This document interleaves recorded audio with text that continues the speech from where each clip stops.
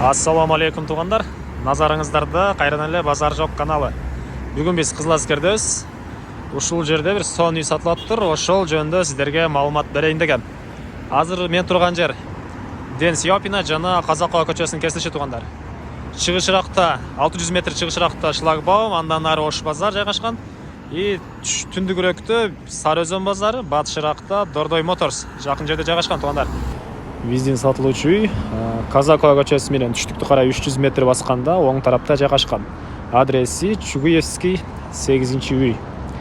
Видеонун акырына чейин күзөтүп, лайктан басып, комментарийге өз оюңуздар жазып, бизди колдоп кетиңиздер. Мына туугандар, биз сатылып турган үйүбүзгө да жетип келдик.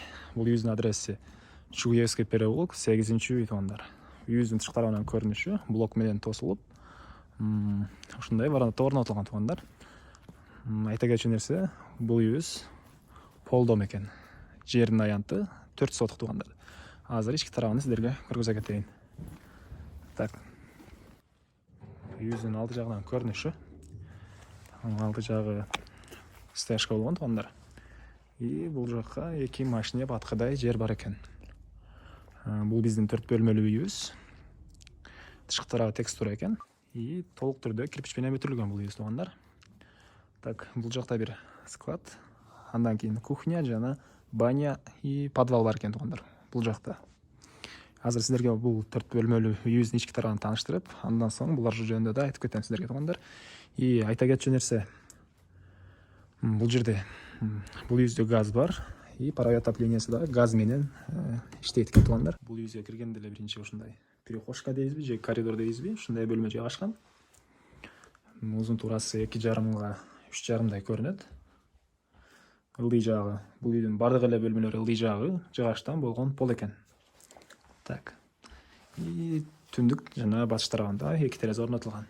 Ушул эле коридордон биз оң жакка кайрылганда биздин дагы бир спальный бөлмө жайгашыптыр. Бул бөлмөбүз эле 2,5 3,0 көрүнөт. Ылдый жагы жыгачтан болгон пол. Түштүк тарабында бир терезе орнотулган туугандар. И биз кайра эле коридорго чыгабыз дагы. Чыгыш жакка карап басканыбызда биздин дагы бир бөлмө холл жайгашкан туугандар. 3,5 4,5 көрүнөт туугандар. Эси өз деле узун турасын билбегенге байланыштуу көз менен карап эле жакындаштырып айтып атабыз. Так.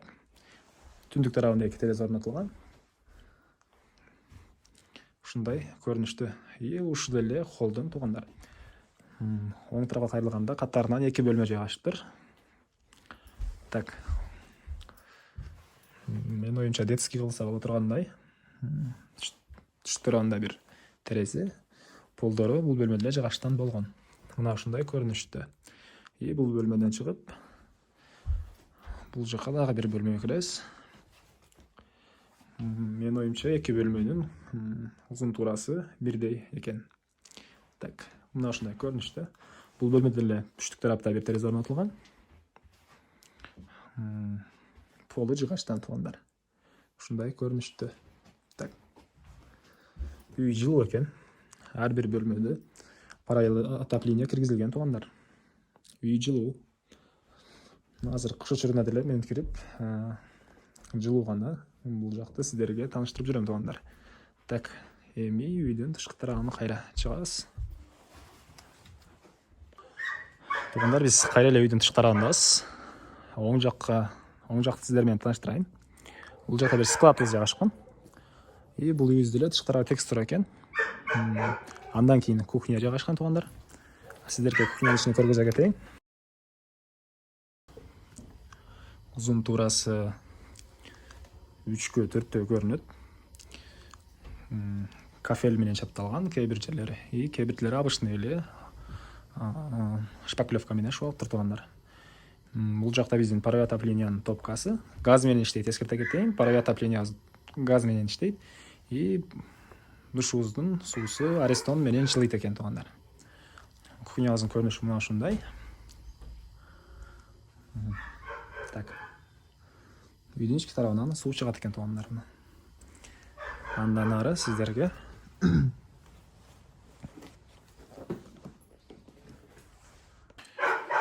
ушул кухня катарында эле бул жакта биздин баня жана подвал жайгашкан туугандар. Азыр сиздерге баняны бир көргөзөйүн да, анан подвалды да көргөзөп кетейин. Так. Биздин банябыздын көрүнүшү толук түрдө кафель менен чапталган экен. Мына ушундай көрүнүштө туугандар. Банябыз бар экен. Так. И бул жакта байекелер жеңелерге салат компот сактаганга подвалда бар экен. Бийиктиги 2 метрдей көрүнөт. Анакей. Компот, салат, кышкага сактаганга подвал туугандар. И дагы башка каалаган продуктларыңызды сактасаңыз болот. Так. Андан ары биз үйүбүздүн түштүк турганын сиздерге көргөзөйүн дедим эле. Бул жакта навестин асты жагын деле көргөзөп кетейин. Үйүбүздүн алдында ушундай навес болгон туугандар. Мынакей. Ушундай навес. Бул жакта кээ бир үй тиричиликке керектүү буюмдарды жыйнаштырып коет экенсиз деле, эгер алсаңыз. Дагы өзүңүздөр билесиздер. Так.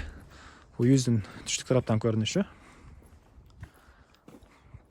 Мынакей. 4 бөлмөлүү үйүбүз, кухня, баня, складтар бул жакта. Бул жакта жүзүм багып бар экен туугандар. Так. И бул жакта биздин жана айткам үйүбүздүн жеринин аянты 4 сотого. Бул жакта зелен же кандайдыр мөмө-жемиш эккенге ачыкча жер бар экен. Бул жакта үй ээси гүлдөрдү тигип коюптур, розалар туугандар. Так. Көп сүйлөп койдум окшойт. Эми үйдүн баасын айтайын. Үйүбүздүн баасыны $35,000 деп атышат. Сүйлөшүүлөр болот. Ээсинин номерин экранга калтырам. $35,000 десе эле, $35,000 сатабыз деген эмес, сүйлөшүүлөр болот. Айта кетчү нерсе туугандар, обмен бар бул үйүздө. Обмен болот квартирага. Квартирага обмен бар. Ушул үйүбүз кимден кимге жаккан болсо лайктан басып, ой пикирлерди, Кызыл Аскер жөнүндөгү ой пикирлерди комментарийге жазып кетиңиздер. Жана ошондой эле бизде Instagram жана TikTok профилдер бар. Ушул сыяктуу сонун үйлөрдүн кыскача видеолор жайгашкан, кирип көрсөңүздөр болот. Аларды деле базар жок деп английский буква менен издесеңиздер табылат. Лайктан басып, комментарийге өз оюңуздарды жазып, ушул сыяктуу жумасына 3-4, минимум 3-4 үй болот биздин каналда. Көргүңүздөр келсе, подписаться баскычын басып коюңуздар туугандар. Кийинки чыгарылышка чейин саламатта калыңыздар.